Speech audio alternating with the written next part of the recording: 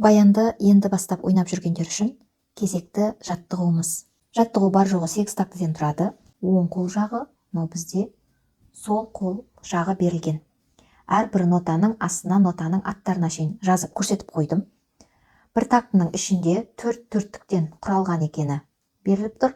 Және жоғарғы жағында мехті ашып жабамыз, 2 тактіге ашамыз, 2 тактіге жабамыз, 2 тактіге ашамыз, 2 тактіге жабамыз. Әдеттегідей талдаудан бастайық.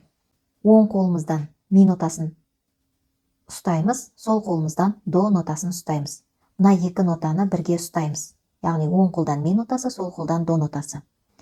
Келесі оң қолдан екінші тұрған тағы да ми нотасын ұстаймыз екінші рет. Ал сол қолымызда мына жерде төрттіктің ғана таяқшасымен көрсетіліп тұрған төрттік ұзақтықты білдіреді. Мына нотамен бірдей төрттік ұзақтықта ұсталады. Және Б деген әріп көріп тұрмыз. Б деген әріп, яғни сол қол жақта бұл мажорды білдіреді. Бірінші ми нотасына до нотасын ұстайтын болсақ, екінші ми нотасына доның мажор аккордын ұстайтын боламыз. Келесі оң қолымызда соль нотасын ұстаймыз, сол қолымызда до нотасын ұстаймыз. Ми нотасын ұстаймыз, сол қолымызда доның мажор аккордын ұстаймыз. 1 и, 2 и, 3 и, 4 и деп санаймыз. Келесі екінші тактіге көшеміз. До нотасы оң қолымызда, сол қолымызда фа нотасын ұстаймыз. Келесі оң қолымызда екінші рет тағы до нотасы, оған фаның мажор аккордын ұстаймыз. Келесі бізде жартылық ұзақтықта беріліп тұр, яғни 1 и, 2 и. Мына тактінің ішін санайтын болсақ, до 1 и, екінші до, екінші и, келесі тұрған ре нотасы жартылық ұзақтықта 3 и, 4 и болып саналады. Ал астындағы сол қолды қарасақ, фа нотасы төрттікте берілген, және келесі фаның мажоры ол да төрттікте берілген. Яғни біз оң қолымыздан ре нотасын ұстап тұрамыз, ал сол қолымыздан фа нотасын басамыз және мажор аккордын басамыз. 1 и, 2 и, 3 и, 4 и деп саналады.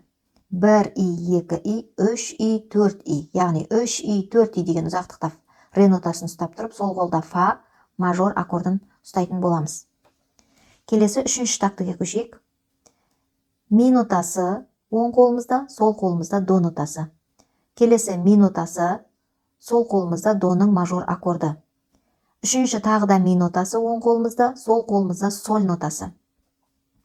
Және төртінші оң қолымыздан ре нотасын ұстаған кезде бізде сол қолымызда соль нотасының септаккорд деген аккордын басатын боламыз. Міне жерде көрсек, бізде Б деген белгі емес, енді 7 деген сан көріп тұрмыз. Яғни 7 деген сан бұл жерде септаккорд дегенді білдіреді.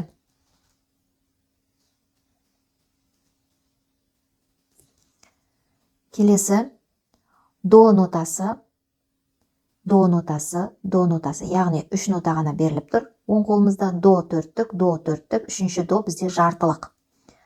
Бірінші доға сол қолымызда до нотасын ұстаймыз, екінші доға сол қолымызда мажор аккордын ұстаймыз доның, үшінші до нотасын ұстап тұрып, оң қолымызда сол қолымызда до нотасын басамыз және одан кейін доның мажор аккордын басамыз.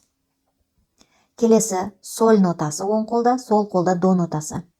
Ми нотасы екінші, оған доның мажор аккордын ұстаймыз. Соль нотасы оң қолда, сол қолда до нотасы. Келесі ми нотасы, сол қолымызда доның мажор аккордын ұстаймыз. Келесі тактіде до, сол қолымызда фа нотасы, оң қолымызда до, сол қолымызда фаның мажор аккорды. Келесі до нотасына фа нотасын ұстаймыз сол қолымызбен, ре нотасына оң қолдағы оған біз фаның мажор аккордын ұстаймыз. Келесі ми нотасы оң қолымызбен, сол қолымызда до нотасы.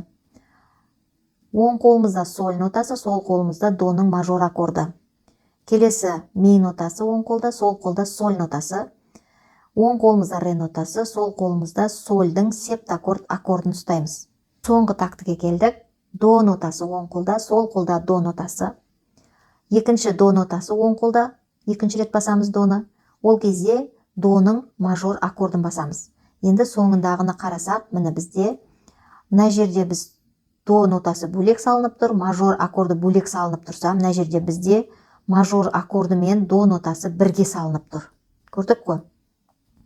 Бұл дегеніміз, міне до нотасы оң қолымызда жартылықпен беріліп тұр, сол қолымызда да до нотасы жартылықпен беріліп тұр.